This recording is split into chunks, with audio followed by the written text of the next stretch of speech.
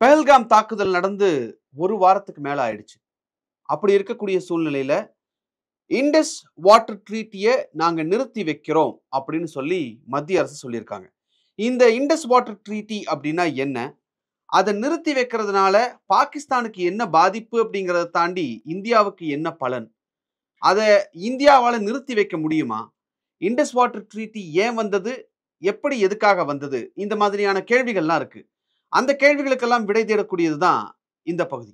Indies water treaty அப்படின்னா என்ன?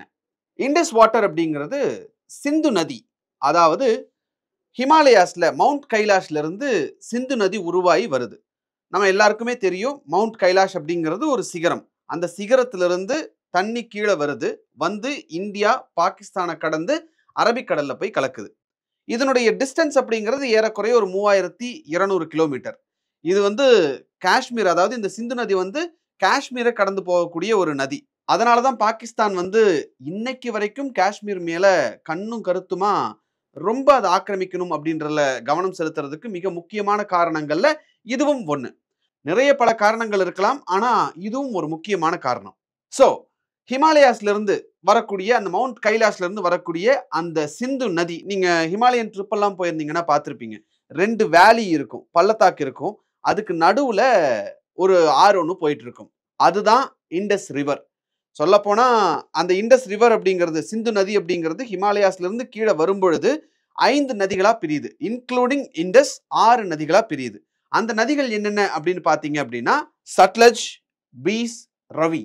இன்னும் மீதம் இருக்கக்கூடிய 3 நதிகள் என்னென்ன அப்படின்னா இன்க்ளூடிங் இண்டஸ் நான் சொல்லியிருந்தேன். ஸோ இண்டஸ், ஜீலம், ஷெனாப் அப்படின்னு மொத்தமாக இண்டஸையும் சேர்த்து சிந்து நதியும் சேர்த்து 6 நதிகள். இந்த 6 நதிகள்ல 3 நதிகள் கம்ப்ளீட்டா இந்தியாவோட கண்ட்ரோல்ல. மிச்சம் 3 நதிகள் 80% பாகிஸ்தான் கண்ட்ரோல், 20% இந்தியாவோட கண்ட்ரோல்ல இருக்கு. அது என்னென்ன நதிகள்? அது எது இந்தியா பக்கமும் எது பாகிஸ்தான் பக்கமும் இருக்கு அப்படின்னு நம்ம பார்த்தோம் அப்படின்னா சட்லஜ், பீஸ், ரவி இந்த 3 நதிகளும் இந்தியாவினுடைய டோட்டல் கண்ட்ரோல்ல இருக்கு. டோட்டல் கண்ட்ரோல் அப்படின்னா என்ன? இந்த 3 நதிகள் வரக்கூடிய வழியில இந்தியாவால டேம்ஸ் கட்ட முடியும், ஹைட்ரோ பவர் உற்பத்தி செய்யக்கூடிய நிலையங்கள் கட்ட முடியும், ரிசர்வாயர்ஸ் ஏதாவது கட்டணும்னா கட்ட முடியும். அந்த மாதிரி அந்த தண்ணியை வேறு இடத்துக்கு மாத்தி விடணும் அப்படின்னு நினைச்சாங்கன்னா மாத்தி விட முடியும். ஸோ டோட்டல் பவர் இந்தியா கிட்ட இருக்கு. பாகிஸ்தானுடைய கண்ட்ரோல்ல இருக்கக்கூடிய 3 நதிகள் அப்படிங்கிறது இண்டஸ், ஜீலம், ஷெனாப். இதுல 100% கண்ட்ரோல் அப்படிங்கிறது பாகிஸ்தானுக்கு கிடையாது. 80% கண்ட்ரோல் பாகிஸ்தானுக்கும், 20% கண்ட்ரோல் இந்தியாவுக்கும் இருக்கு. அந்த 20%ல அவங்க என்ன பண்ணலாம் அப்படின்னா இந்தியாவில் இருக்கக்கூடிய பகுதிகளுக்கு தேவையான அந்த அக்ரிகல்ச்சுரல், அதாவது விவசாய பாசனத்துக்கு தேவையான தண்ணீரை மட்டும் அவங்க பயன்படுத்திக்கலான்ற மாதிரியான சின்ன சின்ன விஷயங்களுக்கு மட்டும் அவங்க பயன்படுத்திக்க முடியுன்றது தான் அந்த 20% சொல்லக்கூடிய விஷயம். மற்றபடி அந்த நீர் பாகிஸ்தானுக்கானது அப்படிங்கிறது தான் இதுல இருக்கக்கூடிய சாராம்சம். அந்த 20%க்கான கண்ட்ரோல் இந்தியா கிட்ட, நம்ம கிட்ட இருக்கு இல்லையா, அதையும் பாகிஸ்தானோட ஒப்புதலோடு தான் பண்ணணும் அப்படிங்கிறதும் அந்த ட்ரீட்டியில் இருக்கக்கூடிய ஒரு சாராம்சம். இப்போ இந்தியா இந்த பஹல்காம் தாக்குதலை அடுத்து என்ன சொல்றாங்க அப்படின்னா இந்த இண்டஸ் வாட்டர் ட்ரீட்டியை நாங்க நிறுத்தி வைக்கிறோம், சஸ்பெண்ட் பண்றோம் அப்படின்னு சொல்லியிருக்காங்க. அப்படின்னா என்ன அர்த்தம்? இந்தியா பாகிஸ்தானுக்கு போகக்கூடிய இல்ல பாகிஸ்தானினுடைய அந்த 3 நதிகளையும் கைப்பற்றி அந்த தண்ணீர் அங்க போகாம நிறுத்த போகுது அப்படின்றது தான் இதனுடைய முக்கியமான அர்த்தமா பார்க்கப்படுது. இதுல கவனிக்க வேண்டியது பாகிஸ்தான் இத வந்து ஆக்ட் ஆஃப் வார் அப்படின்னு சொல்லிட்டாங்க. ஆனா இந்தியாவால அந்த தண்ணிய இங்க இந்தியாக்குள்ள நிறுத்தி வைக்க முடியுமா? அதுக்கான டேம்ஸ், ரிசர்வாயர்ஸ் நம்ம கிட்ட இருக்கா அப்படின்ற ஒரு கேள்வி இருக்கு. இந்த ஒப்பந்தத்தை அவங்க நிறுத்தி வச்சிருக்கிறதுனால இந்தியாவால இப்போதைக்கு அந்த பாகிஸ்தானுக்கு செல்லக்கூடிய அந்த நதிகள் இருக்கக்கூடிய வழித்தடங்கள்ல டேம்ஸ் கட்டுறதோ இல்ல மின் நிலையங்கள் உருவாக்குறதோ முடியும். ஆனா அதை கட்டுறதுக்கு எவ்வளவு நாள் ஆகும், எவ்வளவு காலம் ஆகும் அப்படிங்கிறது ஒரு மிகப்பெரிய கேள்வி. இப்ப போர் மூழக்கூடிய ஒரு சூழல் இருக்கக்கூடிய நிலையில அரசாங்கத்தால, மத்திய அரசால அதை செய்ய முடியுமா அப்படிங்கிறதும் ஒரு மிகப்பெரிய கேள்வியா இருக்கு. சோ இந்த இண்டஸ் வாட்டர் ட்ரீட்டி அப்படிங்கிறது 1960வது வருஷம் செப்டம்பர் 19ஆம் தேதி அப்போதைய இந்திய பிரதமர் ஜவஹர்லால் நேரு மற்றும் அப்போதைய பாகிஸ்தான் ஜனாதிபதி ஆயுப் கான் இவங்க 2 பேரும் சேர்ந்து இந்த அக்ரிமெண்ட்டை கையெழுத்து போடுறாங்க. இந்த அக்ரிமெண்ட்ல ஹிமாலயாஸ்ல இருந்து வரக்கூடிய அந்த தண்ணியை பாகிஸ்தானுக்கும் இந்தியாவும் பிரிச்சுக்கிறது. அதாவது கிழக்கு நதிகள், மேற்கு நதிகள்னு பிரிச்சு நாங்க பயன்படுத்துறது அப்படின்றது முடிவு செய்யப்படுது.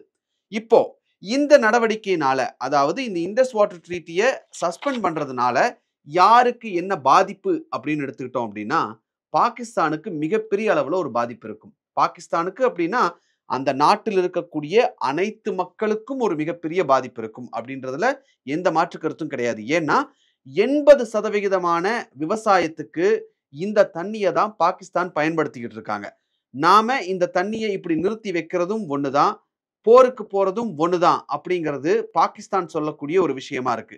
இதே விஷயத்த தான் பிரம்மபுத்திரா நதியில சைனாவும் இந்தியாவுக்கு இத தான் பண்ணிட்டு இருக்காங்க.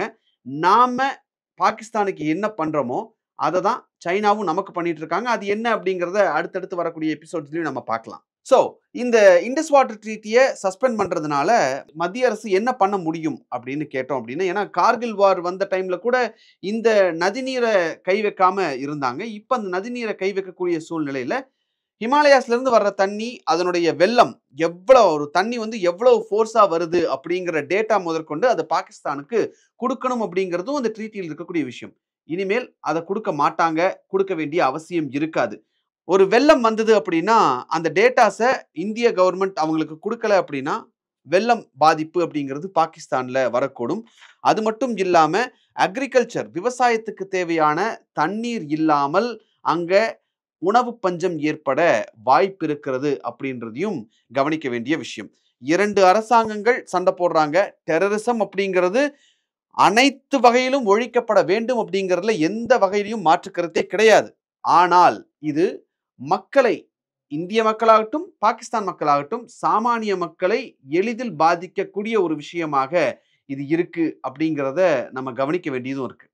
ஸோ, இந்த மாரி நம்ம எந்த டேட்டாவும் குடுக்கல அப்படின்னா, அந்த தண்ணீர் அவங்களால அசஸ் பண்ண முடியாம, யூஸ் பண்ண முடியாம கடல்ல கலக்கறதுக்கு தான் வாய்ப்புகள் அதிகம். ஸோ, பாகிஸ்தானும் அதிகமா இந்த தண்ணிய யூஸ் பண்ண முடியாது. இந்த தண்ணி வீணா கடல்ல தான் போய் கலக்கும் அப்படிங்கிறதும் நிபுணர்கள் சொல்லக்கூடிய ஒரு விஷயமாக இதுல பார்க்கப்படுது. ஸோ, இந்த தண்ணி ஹிமாலயாஸ்லேருந்து வரக்கூடியது. இந்தியாவிலிருந்து பாகிஸ்தான் வழியா அரபிக்கடல்ல போய் கலக்கறதுக்கு முன்னாடி இந்தியாக்கும், பாகிஸ்தானுக்கும் பலனளிக்குமா அப்படின்னு கேட்டா, அதுக்கான வாய்ப்புகள் மிக குறைவு.